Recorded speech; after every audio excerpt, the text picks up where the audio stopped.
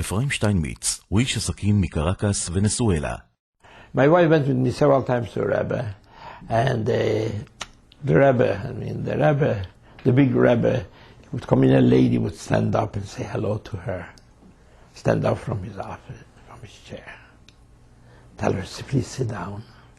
And I would take a chair, you know, the Rebbe's desk was there, and I would stand next to the desk, and then I would take a chair a little bit more in the back and sit down my wife.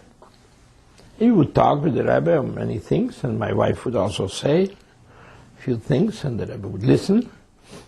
And one of the things was that we wanted to leave Venezuela at a certain time, because the children were growing, and my wife was worried what's going to be with Chינוך, and you know.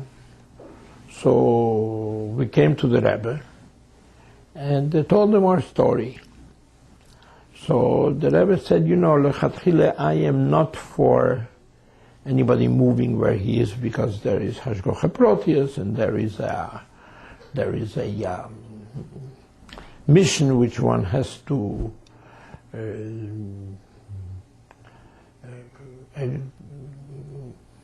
fulfill in the country he lives, and said your husband is doing what he has to do,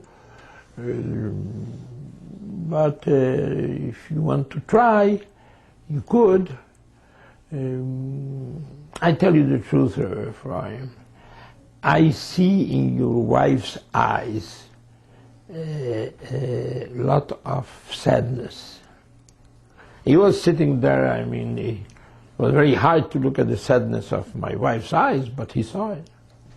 And look, maybe you should try.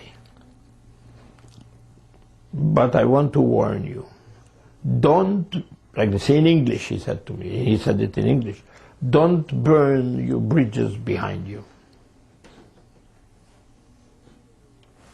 You come and see how things work. If not, you always have your contacts there and so forth. But he told us a very interesting story which no chosed ever heard, and I told it to even Rabbi Groner or Chadakov, I think, and he told us, to my wife and me, in that occasion, that he was a little boy, about 7 he thinks he was. He smiled. My father told my mother that, you know, Mendele can't stay here anymore because he can't learn anything here. So we have to send him to another place where he can learn, he said. So my mother, he did like this with us. He said, oh, my little Mendele, you're going to send him away so far to learn? He's very little yet, he's very young. No, I had to leave. So I remember I stayed in a place, and in the morning I would get up about 4:30, dawn, and have a little lantern. He did like this, like a little lantern, you know, it's light there, little lantern, and walk to the cheder to learn.